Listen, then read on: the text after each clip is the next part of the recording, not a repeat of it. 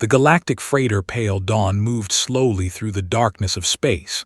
It was an old ship, built for carrying cargo across the outer rim.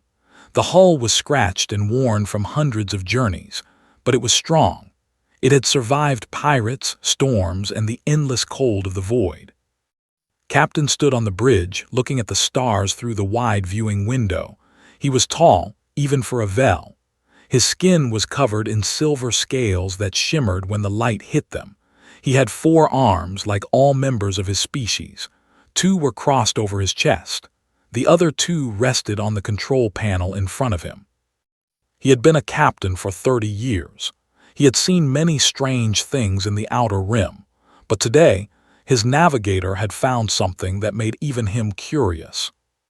"Captain," said the navigator, a young Vel named, "the signal is coming from that direction, about 2 hours away at current speed." Looked at the screen. It showed a small dot floating in the empty space between stars. The reading said it was a ship, but the design was old, very old. "How old?" asked. Checked the data again. His fingers moved quickly across the panel. "The computer says 1,800 years, Captain, maybe more." The bridge became quiet. Everyone stopped what they were doing. 1,800 years was a long time. Most ships from that era had turned to dust centuries ago. "Origin?" asked. Hesitated. "Earth origin, Captain. The ship is from Earth." Now the silence became heavy. Earth was a legend, a story that parents told their children. The humans had lived there once, a long time ago. They had been a young species full of energy and fire. They had spread across the stars for a brief moment. Then they had disappeared. No one knew why. Some said they destroyed themselves. Others said they met something stronger than them in the darkness. The event was called the Great Silence. No living human had been seen in over 1,000 years. Made his decision quickly. "Change course, we investigate." The Pale Dawn turned and moved toward the ancient ship. As they got closer, the shape became clear on the screens. It was small, built for maybe 20 or 30 people. The hull was dark and covered in ice crystals. There were no lights, no power readings. It looked dead. "Prepare a boarding team," ordered. Security chief stepped forward. She was shorter than, but her body was thick with muscle. A long scar ran down the left side of her face, a memory from a fight she never talked about. She was careful and suspicious by nature. It was her job to keep the crew safe. "Captain," she said, "the old records classify humans as apex unpredictable. That means extremely dangerous. We should be careful." Nodded. "We will be careful, but we will also look. This is history, we cannot ignore it." The boarding team crossed to the old ship in a small shuttle, went with them. So did her hand, always near her weapon, and so did medical officer. Was young, barely 60 years old. For a Vel, that was still very young. She had joined the crew only 2 years ago, fresh from the science academies on the. She studied extinct species. She had read every record about humans that existed. She had dreamed of finding something like this. Her heart was beating fast as they cut through the airlock and entered the dark ship. The inside was frozen. Ice covered the walls and floors. Their breath made clouds in the cold air. They walked slowly, their lights cutting through the darkness. "This way," said, checking her scanner. "I'm reading something, life signs, very faint." They followed her through the narrow hallways until they reached a large room. Inside, they found rows of pods. Pods. They were designed to freeze people and keep them alive for long journeys through space. Most of the pods were dark. The people inside had died long ago, their bodies frozen and still. But one pod at the far end of the room still had power. A small green light blinked slowly on its surface. Ran to it and wiped the ice from the glass window. Inside was a human male. He looked young, maybe 30 years old by human counting. His head was shaved short. His face was calm and peaceful, like he was only sleeping. He was wearing a simple gray uniform. On his chest was a patch with words in an old Earth language. "Scan the pod's computer." His name is Park. He was a sergeant in something called the Korean Ground Forces. He was 32 years old when he was frozen. She looked at the date on the screen. He has been asleep for 1843 years. Stepped closer, her eyes narrow. We should leave him. We don't know what humans are capable of. The old records. The old records are stories and legends, interrupted. This is real. This is a living human, maybe the last one in the entire galaxy. We have to wake him. And if he's dangerous, then we deal with it, but we cannot just leave him here to die. Listen to both of them. He looked at the sleeping face of the human in the pod. The man looked peaceful, harmless, but had learned long ago that looks could be deceiving. Still was right. This was a chance that would never come again.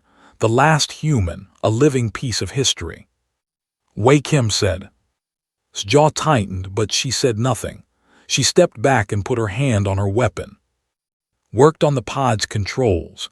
The old systems were slow to respond, but they still worked. The green light started blinking faster. A soft hum filled the room as the pod began the revival process. Ice cracked and fell away from the glass. The temperature inside the pod slowly started to rise. They watched as color returned to the human skin. His fingers twitched. His chest began to rise and fall with slow breaths. Then the pod hissed and the glass cover slid open. Park opened his eyes. For a long moment he simply stared at the ceiling. His eyes were dark brown, deep and calm. He blinked once, twice. Then he slowly turned his head and looked at the alien faces staring down at him. He did not scream. He did not panic. He simply looked at them with a quiet, steady gaze. Then he spoke. His voice was rough from centuries of sleep, but his words were clear. Where am I? Leaned forward. You are on the freighter Pale Dawn. You have been asleep for a very long time, human, a very long time. Was quiet. He looked at his own hands, opening and closing his fingers slowly. Then he looked back at. How long? Almost 1900 years. Something moved behind his eyes. A shadow of pain, a flash of understanding, but he did not cry, he did not break. He simply nodded once like a soldier receiving orders. I see, he said quietly. Then I suppose everything I knew is gone. Felt her heart ache for him. In that moment she saw not a dangerous legend. She saw a man who had lost everything. Yes, she said softly. I'm sorry, everything is gone, but you are alive, and you are not alone. Looked at her. For a moment, the faintest shadow of a smile touched his lips. Thank you, he said. And with those simple words, the last human stepped back into a galaxy that had forgotten his kind. The first week was strange for everyone on the Pale Dawn. Park was given a small room near the cargo bay. It was simple, with just a bed, a desk, and a small window that looked out at the stars. He accepted it without complaint. He accepted everything without complaint. The crew watched him carefully. They whispered about him in the hallways. They stared at him when they thought he was not looking. A real human, a creature from legend, walking among them, eating in their mess hall, breathing their air. But did not seem to notice their stares, or if he did not care. He was polite to everyone. He said please and thank you. He asked permission before entering rooms. He bowed slightly when he met someone new, a habit from his old culture that he had not forgotten. He was quiet, he smiled rarely, but when he did speak his words were careful and kind. The crew began to relax around him. Maybe the old stories were wrong. Maybe humans were not so dangerous after all. Then they started to notice things. It began with food. The mess hall served standard rations, designed to give each crew member exactly the nutrients they needed. One packet was enough for one Vel for one meal. Ate 3 packets for breakfast. Then he asked, very politely, if there was more. The cook, a Vel named Minu, stared at him. You are still hungry. Nodded. I apologize. My body seems to need more fuel than I expected. Minu gave him 2 more packets, Finished them in minutes. After that, Minyu started preparing extra rations for the human. He told the captain that if ate like this every day, they would need to resupply sooner than planned. Then there was the matter of sleep. Most Vel needed 8 to 10 hours of rest each night. Their bodies were not built for long periods of activity, but slept only 4 hours, sometimes less. He would wake before the ship's lights came on and sit by his window, watching the stars. Asked him about it during one of their medical sessions. She was running tests on him every few days, trying to understand how his body worked. "Do you have trouble sleeping?" she asked. Shook his head. "No, 4 hours is enough. It has always been enough." "But that is so little. Are you not tired?" "I feel fine." He paused, thinking. On Earth, soldiers learn to sleep fast and wake fast. We never knew when the enemy would come. The body adapts. Wrote this down in her notes. She was beginning to understand that humans were very different from any species she had studied before. But the most unsettling discovery came when offered to help with repairs. The Pale Dawn was an old ship, and old ships always needed fixing. One day, a cargo lift in the lower deck broke down. The main support beam had cracked and needed to be replaced. Engineer was working on it alone, struggling to hold the heavy metal panel in place while she welded the new beam. Walked past and saw her struggling. "May I help?" he asked. Was tired and frustrated. "Yes, fine, just hold this panel, don't let it fall." The panel weighed about 200 kilograms. For a Vel, holding it for more than a minute or two would be exhausting. Expected to work fast. But simply grabbed the panel with one arm and held it steady against the wall. Started welding. The work was slow and difficult. The weld had to be perfect or the lift would break again. She worked for 5 minutes, then 10, then 15. She looked up at, he was still holding the panel. His arm had not moved. His face showed no strain. Are you all right?" she asked. "Yes, take your time." Finished the weld 20 minutes later. When finally lowered his arm, he simply stretched his fingers once and nodded at her work. "Good repair," he said and walked away. Stood there for a long moment, staring at the spot where he had been standing. Then she went directly to. "There is something wrong with that human," she said. "Or something very, very right. I don't know which." Had been thinking the same thing. She ran more tests on, deeper and more detailed than before. What she found made her sit back in her chair in shock. His bone density was nearly 3 times that of any Vel. His bones were like stone. They would not break easily. His muscle fibers were woven in patterns she had never seen before, designed to generate enormous power while using less energy. His heart was slow but incredibly strong, pumping blood with each beat that would have burst the veins of other species. And his immune system was terrifying. She had placed a small sample of Vel blood near a sample of his blood, just to see what would happen. His white blood cells had attacked and destroyed the Vel cells within seconds. They treated everything foreign as a threat to be eliminated. Realized something important. Was not just strong, he was built to survive. His entire body was a weapon designed by millions of years of evolution on a planet that was trying to kill him.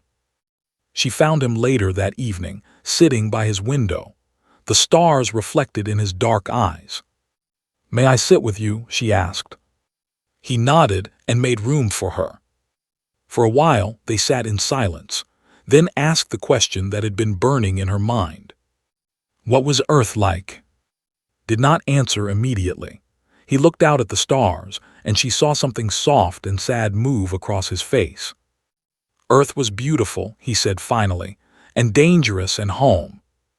He told her about a place called Cryo, a peninsula between mountains and sea. He told her about cities with millions of people, about trains that moved like lightning, about food that was spicy and warm and made with love. He told her about his mother, who had grown old waiting for him to come home from the stars. He told her about the smell of rain falling on the streets of a city called Seoul. His voice was quiet and steady but could hear the grief beneath the words. Everything he had loved was gone, dust and memory. He was the last one left.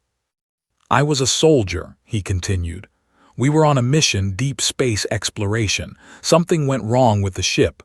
I was put in with the others. I was supposed to wake up in 10 years. He paused. I slept for almost 2,000. What happened to Earth? Asked softly. What happened to the humans? Was quiet for a long time. When he spoke, his voice was heavy. I don't know. I have asked myself that question every night since I woke up. I have looked at the stars and wondered what went wrong. Did we destroy ourselves? Did something else destroy us? I don't know. I will never know. He turned to look at her. His eyes were calm but filled with a deep, ancient loneliness. I try not to think about it too much, he said. It does not change anything. They are gone. I am here. I must keep living. Felt tears in her eyes. She did not know why. She had never cried for a patient before, but there was something about this human, this last survivor, that touched her heart. You are not alone, she said again, just as she had said when he first woke up. I know it is not the same. I know we are not your people, but you have us now. You have this crew. Looked at her for a long moment. Then, for the first time since he had woken up, he smiled. It was a small smile, barely more than a shadow on his lips, but it was real. Thank you, he said. That means more than you know. They sat together by the window, watching the stars pass by. And for a little while, the last human did not feel so alone. But in the shadows of the ship, Security Chief watched them through the security cameras. Her hand rested on her weapon. Her eyes were cold and calculating. She had seen the test results. She knew what was capable of, and she did not trust anything that powerful to stay gentle forever. She would be ready when he showed his true nature. She just hoped it would not be too late. The attack came without warning. The pale dawn was moving through a quiet sector, 3 days away from the nearest trading station. Captain was on the bridge, reviewing cargo manifests. Most of the crew was asleep. The ship was peaceful. Then the alarm started screaming. Captain shouted from his station. Ships approaching, 12 of them coming fast. Rushed to the main screen. He saw the ships clearly now, dark shapes cutting through the starlight. They were ugly vessels, covered in spikes and weapons. He recognized them immediately. The swarm. His blood went cold. There were monsters. They were creatures, their bodies covered in hard black shells and sharp edges. They had no culture, no art, no mercy. They lived only to conquer and enslave. They swept through the outer rim like a plague, taking whatever they wanted. Entire planets had fallen to them. And now they were coming for his ship. All hands to battle stations, ordered. Arm all weapons, prepare for. But he knew it was hopeless. The pale dawn was a freighter, not a warship. They had a few guns, meant for scaring off small pirates. Against 12 raiders, they had no chance. The ship surrounded them within minutes. A message came through the communications channel. The voice was a horrible clicking sound, like bones breaking. Vel vessel, you are now property of the swarm. Surrender or die. You have 30 seconds. Looked at his crew. He saw fear in their eyes, but he also saw trust. They were waiting for him to decide. He closed his eyes. He thought of his crew, of their families, of all the lives depending on him. We surrender, he said quietly. They boarded the ship 10 minutes later. They came through the airlocks in waves, 40 of them, armed with plasma cutters and shock lances.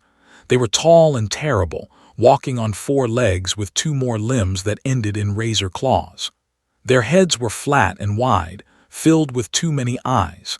They clicked and hissed as they moved. The crew was gathered in the cargo bay, stood at the front with beside him. The security chief's hand was on her weapon, but she did not draw it. She knew they were outmatched. The commander stepped forward. He was larger than the others, with a bright red stripe across his shell. He looked at the Vel crew like a farmer looking at animals. Good stock, he clicked. Strong workers, the slave markets will pay well. He began walking among the crew, pointing at people. This one, not this one, too old. A soldier dragged away each person he selected. Stood near the back of the group, watching silently. He had been asleep when the attack began. By the time he reached the cargo bay, they were already in control. Now he simply waited, his dark eyes moving from one to another. Noticed him watching. She saw something in his expression that she had never seen before. His face was calm, almost peaceful, but his eyes were cold and calculating, like a predator studying its prey. She felt a chill run down her spine. The commander continued his selection. He stopped in front of. She was trembling, trying to hold back tears. The commander reached out and grabbed her by the throat, lifting her off the ground. This one is young, he clicked. Pretty, she will bring a high price. Choked and struggled. Her feet kicked helplessly in the air. And then a voice spoke from the back of the crowd. Put her down. The cargo bay went silent. Everyone turned to look. Stepped forward. His voice was calm and quiet, almost polite, but there was something beneath the words, something hard as stone. Please, he added, put her down. The commander turned to look at this strange creature that dared to speak. He had never seen anything like it before. Small, soft-looking, with no claws or shell, completely harmless. The commander made a sound that might have been laughter. What is this? A new species. I have never seen one so weak. I'm a human, said, and I'm asking you one more time, put her down. Around the room shifted. Some of them clicked in amusement.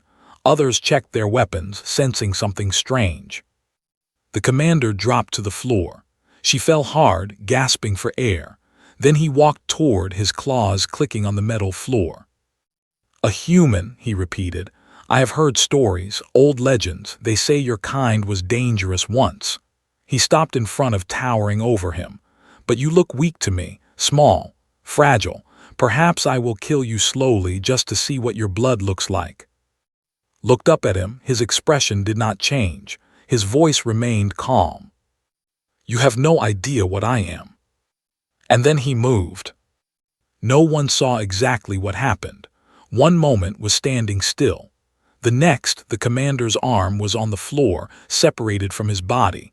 Green blood sprayed across the cargo bay. The commander screamed, a horrible shrieking sound. He swung his remaining claw at its head. Ducked under the blow and drove his fist into the commander's chest. The hard shell cracked like glass. His fist went through. The commander fell. For one heartbeat, everything was frozen. They stared at their dead leader. The Vel stared at. No one moved. No one breathed. Then they attacked. They came at him from all directions, plasma cutters and shock lances swinging. There were nearly 40 of them, trained killers who had conquered worlds. Moved through them like water. He did not fight like a soldier. He fought like a storm. His hands were everywhere at once, breaking shells, crushing limbs, tearing weapons from claws. A shock lance hit him in the chest, a weapon designed to paralyze a Vel for hours. Absorbed the charge, grabbed the weapon, and drove it through its owner's head. A plasma cutter burned across his shoulder. His skin blistered and blackened. He did not stop. He did not slow down. He simply grabbed the who had shot him and broke its neck with one hand. Bodies fell around him like leaves in autumn. Green blood painted the floor. The sounds of battle filled the cargo bay, screams and clicks and the wet crack of shells breaking. 90 seconds, that was all it took. When it was over, 11 lay dead on the floor. The rest were fleeing toward the airlocks, scrambling over each other in their panic to escape. They had conquered dozens of worlds. They had never met anything like this. Stood in the middle of the cargo bay, breathing hard. His clothes were torn. His shoulder was burned. Green blood covered his hands and face, but he was alive. He looked at the crew staring at him. He saw the fear in their eyes.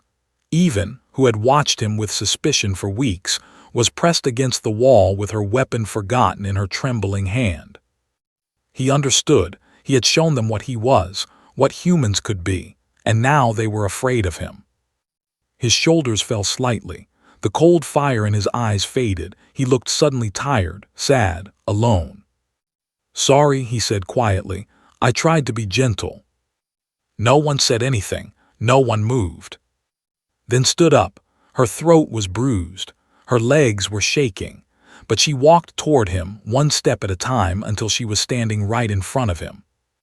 She reached up and touched his burned shoulder, very gently. "You saved us," she said. "You saved all of us." Looked at her. There was something vulnerable in his eyes, something that the rage had hidden before, a desperate need to be seen as more than a monster. "Are you afraid of me?" he asked. Thought about the question. She remembered the speed, the violence, the terrible efficiency of his killing. Then she remembered how he had asked her to stop, how he had said please, how he had not attacked until was in danger. "No," she said finally, "I'm not afraid of you. I don't think I ever will be." His eyes softened. For a moment he looked like he might cry, then he nodded just once and looked away. "Thank you," he whispered. Around them, the rest of the crew slowly began to move. They came toward him, one by one, with gratitude replacing their fear. They had woken a human from sleep. Now they finally understood what that meant. The news spread fast. In the outer rim, where pirates and slavers ruled, information was the most valuable cargo. Ships traded secrets along with spices and fuel, and the secret of what happened on the Pale Dawn was too big to keep quiet. A human was alive. The story grew with each telling. Some said he had killed 50 with his bare hands. Others said 100. Some said he had torn the commander's head off and eaten it. The truth was terrible enough, but legends always grew larger than truth. Within a week, the Pale Dawn was famous. Within 2 weeks, everyone in the outer rim knew the name Park. The Swarm was the first to respond. They put a bounty on his head, 10 million credits, dead or alive. It was the largest bounty in their history. They wanted revenge for their fallen warriors. More than that, they wanted to prove that they were not afraid of some ancient legend. But they were afraid. Everyone could see it. Other factions sent messages to the Pale Dawn. Some were friendly. A consortium of weapons dealers wanted to hire as a bodyguard. A religious group believed he was a god sent to save them from darkness. A scientific academy wanted to study him, to understand how humans had become so powerful. Other messages were less friendly. A military alliance demanded that be turned over for dissection. They wanted to create soldiers with human strength. They were willing to pay well or take him by force. Captain refused everyone. "He is crew," he told the High Council of the Vel Collective when they ordered him to bring to the capital. "Crew protects crew. I will not give him up." The council was not happy but had been a captain for 30 years. He had earned the right to make his own decisions. For now, they left him alone. But the attention was crushing. The Pale Dawn could not dock at any station without crowds gathering. People wanted to see the human. They wanted to touch him, talk to him, take pictures of him. Some wanted to worship him. Others wanted to kill him. Handled it with quiet grace. He did not seek attention. He did not enjoy his fame. He simply went about his days, helping with repairs, eating his meals, sitting by his window at night. But could see that something was bothering him. There was a heaviness in his eyes that had not been there before, a weight that seemed to grow heavier each day. One evening, she found him in the observation deck, staring out at the stars. She sat down beside him without asking permission. They had grown comfortable with each other over the past weeks. He did not mind her presence. "You are thinking about them," she said. "The humans." Nodded slowly. "The attention has forced me to think about things I tried to avoid. Everyone wants to know about humans, what we were, what we could do. They treat me like a museum piece, the last artifact of a dead civilization." He turned to look at her. "But I don't have the answers they want. I was just a soldier. I know how to fight and how to survive. I don't know why my people are gone. I don't know if I'm the last one or if others are still out there, frozen in pods like I was." Was quiet for a moment. Then she asked the question that she had been holding back for a long time. What were humans really like? The records we have are incomplete. Most of it is legends and fear, but you lived among them, you knew them. Was silent for a long time. When he spoke, his voice was distant, like he was reaching back through centuries of memory. "We were complicated," he said. "We were capable of great kindness and great cruelty. We could build beautiful things and then destroy them in wars. We loved deeply and hated deeply. We were never calm, never content. We always wanted more knowledge, more power, more life." He looked down at his hands. "I was enhanced, trained from childhood to be a soldier. My bones were strengthened. My muscles were rebuilt. My reflexes were sharpened until I could move faster than most people could see. But even without the enhancements, humans were dangerous." "Why?" asked. "Because we came from a death world." Blinked. "A death world." Nodded. "Earth was beautiful, but it was trying to kill us every day. The gravity was heavy, heavier than most planets that support life. Our predators were fast and strong. Our diseases mutated constantly, becoming immune to our medicines. We had earthquakes, floods, hurricanes, volcanoes. Every season brought new dangers." He smiled slightly, but there was no humor in it. "And yet we survived. We didn't just survive. We conquered. We took the wolves that hunted us and turned them into our companions. We took the horses that ran from us and rode them into war. We built ships that could cross oceans and rockets that could reach the moon. We were not special," he continued. "We were not born with claws or shells or poison. We had soft bodies and short lives, but we refused to die. That was our gift, our curse. No matter what the universe threw at us, we found a way to keep going." Felt a chill run through her. She was beginning to understand why the old records had classified humans as apex unpredictable. They were not dangerous because they were strong. They were dangerous because they never gave up. "Then why are they gone?" she asked softly. "If humans were so stubborn, so determined to survive, what could have destroyed them?" His face grew dark. He looked out at the stars, and for a moment he seemed very far away. "I don't know," he said. "That is the question that haunts me every night. We were spread across hundreds of worlds. We had fleets and armies and technology beyond anything I see in this galaxy now. We should have been unstoppable." He paused. His voice dropped to almost a whisper. "Maybe we finally destroyed ourselves. We always had that capacity. We built weapons that could burn worlds. Maybe we used them on each other. Or maybe we met something out there in the dark. Something stronger than us. Something more stubborn." He turned to look at. His eyes were filled with a deep, ancient sadness. "Or maybe," he said, "we just got tired. Maybe after millions of years of fighting, we simply decided to rest, to let go, to fade away." Felt tears on her cheeks. She did not know when she had started crying. "I don't believe that," she said. "I don't believe that humans just gave up, not after everything you've told me." Looked at her for a long moment. Then slowly he reached out and gently touched her face, wiping away a tear. "Maybe you're right," he said. "Maybe there are others out there, frozen in pods, hiding on forgotten worlds, waiting for someone to find them." He let his hand fall. His voice grew stronger. "I choose to believe that. I choose to believe that I am not the last, because if I believed otherwise, I don't think I could keep going." Took his hand in hers. She held it tight. "Then we will look for them," she said. "Together, this crew will help you. Captain has already said you are one of us, and crew helps crew." Looked at their joined hands. Something shifted in his eyes. The weight that had been crushing him seemed to lift just a little. "Thank you," he said, "for believing in me, for seeing me as more than a weapon." "You are more than a weapon," said firmly. "You are a person, a survivor, a friend. And no matter what the legends say, that is what I will always see when I look at you." They sat together in the observation deck, watching the stars pass by, and for the first time in weeks felt something that he had almost forgotten. Hoping. But far away in the depths of the outer rim, the swarm was assembling its war fleet. 200 ships, the largest force they had ever gathered.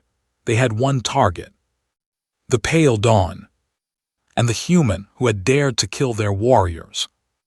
Vengeance was coming. The fleet appeared on their sensors 3 hours before dawn. Captain stood on the bridge, watching the screen fill with red dots. Each dot was a ship. Each ship was full of warriors hungry for revenge. 200 ships against one old freighter. "We cannot fight this," said, his voice shaking. "Captain, we cannot even run. They have us surrounded." Knew he was right. They had planned this carefully. They had tracked the pale dawn for weeks, waiting for the perfect moment. Now they had them trapped in open space, far from any station or patrol. This was the end. The crew gathered on the bridge. Was there, her face pale but determined. Stood with her weapon ready, though she knew it would do no good. Engineer held tools in her hands as if she could repair their way out of this. Even the cook, Minu, had come, carrying a kitchen knife like it was a sword. Stood at the back, watching the red dots on the screen. His face was calm and still.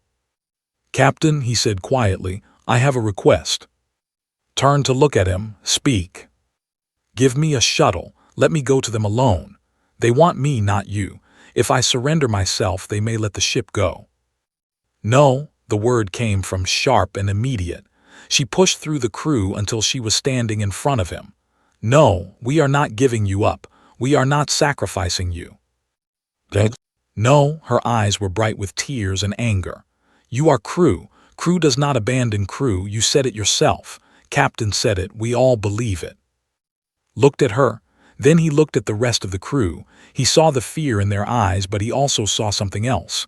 Determination, loyalty, love. They were willing to die for him. Something shifted in his chest, a warmth that he had not felt in a very long time.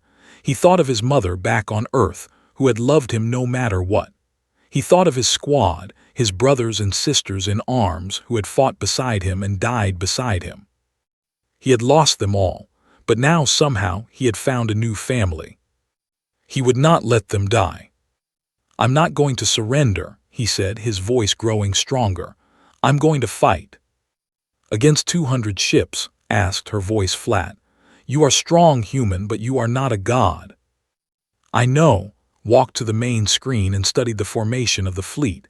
"I'm not going to fight all of them, just the flagship." He pointed to a large ship at the center of the formation. It was 3 times bigger than the others, covered in weapons and armor. The command vessel. "They are like insects in more ways than one," he said. "They follow their leader without question. If the leader dies, they scatter. I've seen it before when I killed their commander on this ship. They ran." Stepped forward. "You're planning to board the flagship and kill their commander, alone." "Not just kill him. I'm going to destroy the ship from the inside. If I can reach the reactor and overload it, the explosion will take out the vessels closest to it. The rest will lose their nerve and retreat." "And you?" asked, her voice breaking. "What happens to you?" Did not answer. He did not need to. They all knew. The bridge was silent. No one wanted to say the words. Finally spoke. "I cannot ask you to do this. This is a suicide mission." "You're not asking. I'm telling you." Turned to face the captain. "I have lived almost 2,000 years longer than I should have. I woke up in a galaxy where everything I loved was gone. For weeks, I wondered why I was still alive, what purpose I had." He looked at each member of the crew. "Now I know. I was kept alive for this, to protect the people who gave me a reason to live again." Was crying openly now. She wanted to argue, to scream, to find some other way, but she saw the look in his eyes. He had made his decision.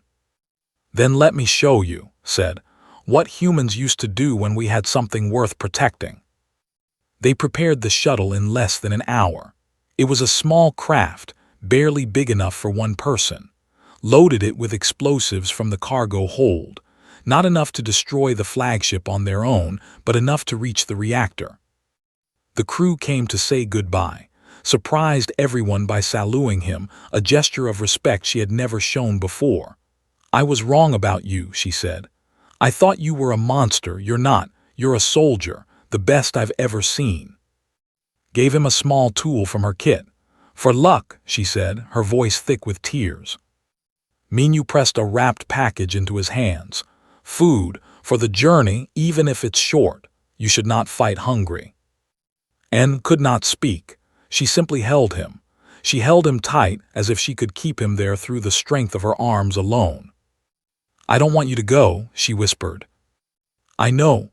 He held her back, his arms gentle around her small frame. "But I have to. This is who I am. This is what I was made for." He pulled back and looked at her face.